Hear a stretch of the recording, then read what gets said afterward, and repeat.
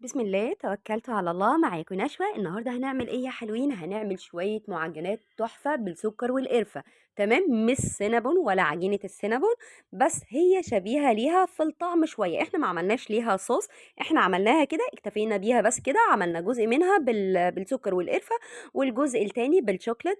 تمام، تحفه، هتعجبك جدا جدا. بصوا بقى شكلها بقى والطراوه بتاعتها، في جزء منها مقرمش كده. بصوا اهو، انتوا هتلاقوها مقرمشه من بره وطريه جدا من جوه. ما شاء الله، تحفه تجنن. هتاكلوها في نفس اليوم، هتخلصوها ان شاء الله باذن الله في نفس اليوم. بصوا اللي هي بالسكر والقرفه عامله ازاي. التشكيل حلو، سهله بسيطه، كلكم هتعرفوا تعملوها، ما فيهاش اي حاجه صعبه. عجينه كامله متكامله من كل حاجه، يعني ما شاء الله تجنن.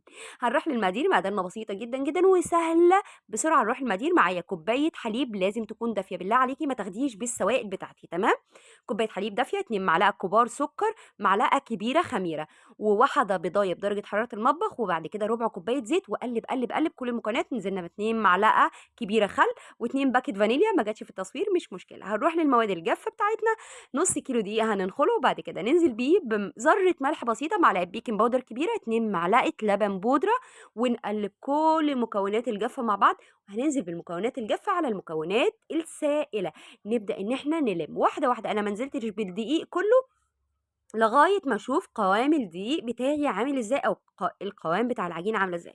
تمام، نزلت بالدقيق كله الحمد لله. ما احتجتش سوائل، ما احتجتش دقيق. تمام، لو احتجت دقيق هحط حاجه بسيطه.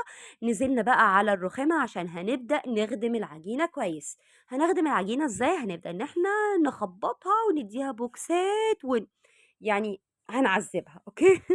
لغايه ما تبقى بالقوام اللي انا هوريه لكم. هنبدا بقى ان احنا نخبط فيها. التخبيطات اللي انا بديها للعجينه دي بتنجح لي العجينه جدا. هبدا خلاص، خلصت عجن، هبدا ان انا ادهن الطبق بالزيت واغطيه بستريتش راب ساعه الا ربع تختمر. هنروح بقى للمكونات بتاعنا. الحشوه بقى بتاعتنا. معايا 2 معلقه كبار عسل نحل، وكوبايه سكر حبيبات عادي، ومعلقه كبيره كاكاو خام اسباني مور، ومعلقه كبيره قرفه. وبس على كده. اخر حاجه نزلنا بيها معلقه سمنه كبيره، سمنه بلدي، اوكي، سمنه بلدي.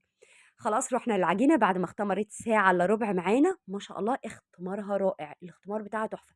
هبدا ان انا انزلها من الطبق بالراحه، اديها البوكس بتاعها، وبعد كده انزلها من الطبق. هبدا ان انا اقسمها لثلاث كويرات، 3 كرات. تمام، هقفل الكرة بتاعتي كويس وهسيبها على جنب بالظبط. يعني مش هنسيبها ترتاح ولا اي حاجة، 5 دقايق بس، لغاية ما يعني اول ما اخلص اخر كورة هاخد اول كورة عملتها شكلتها وهبدأ ان انا اشتغل فيها. تمام، غطيتها بكيس بلاستيك اهم حاجة عشان ما تشققش معايا. هبدأ ان انا اجيب الجزء اللي انا شكلت فيه، اللي هو اللي انا كنت عمالة اقفله بايدي ده، هنفرد على الوش ده.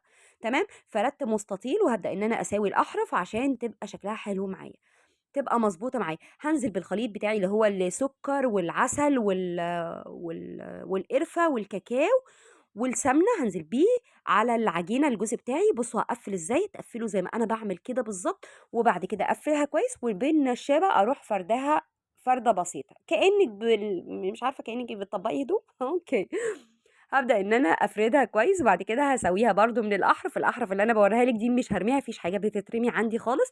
هابدأ إن أنا أقطّعها كده يعني بالويّم كده. يعني أنا بجد جبّارة في التقطيع، إن أنا أقطّع الحاجة متساوية دي أنا ما باطلّعهاش أبدًا. هابدأ أشكّلها بنفس التشكيل ده. هاجيب صينية مدهونة دهنة بسيطة زيت ألمنيوم، لازم تكون ألمنيوم. تمام، أو لو عندِك تيفال أوكي ما فيش أي مشكلة. هابدأ إن أنا أشكّلها، بس أشوفكم بس إيه، يعني تركّزوا بس في التشكيل الأول.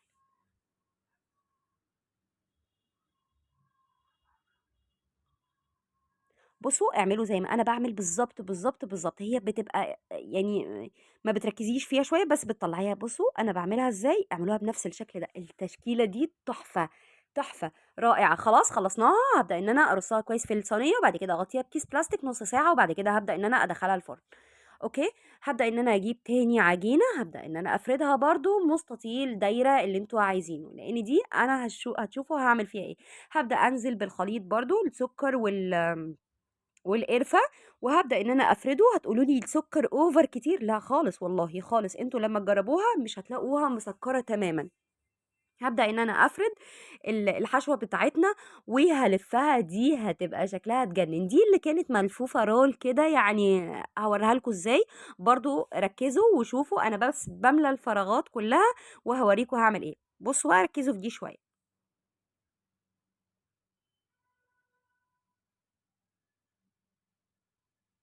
أوكي، قفّلناهم الاتنين قصاد بعض، وبعد كده هابدأ إن أنا أقطّعها.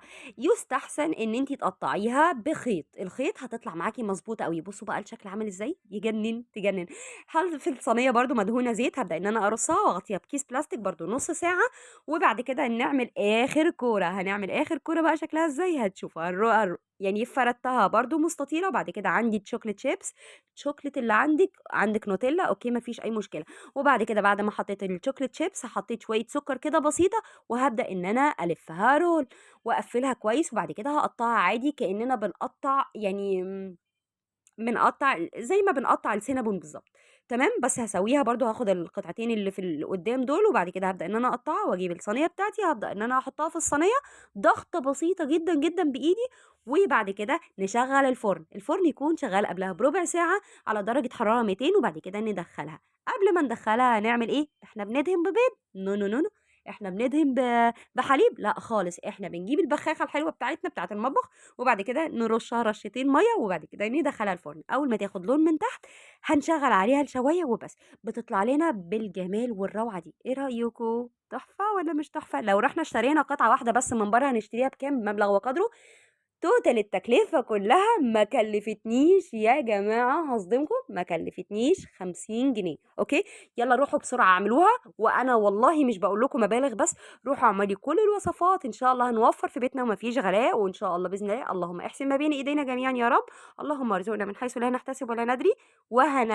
يعني هنقول في الأول وفي الآخر الحمد لله على كل شيء، ده اختبار من ربنا. الغلاء اللي إحنا فيه ده اختبار من ربنا، وإحنا إن شاء الله بإذن الله هنستحمله. وانتظروني في فيديو جديد. أهم حاجة تعملوا لايك وشير وتشيروا الفيديو لأبعد الحدود. وانتظروني في فيديو جديد. آخر حاجة أقولها لكم، باي باي.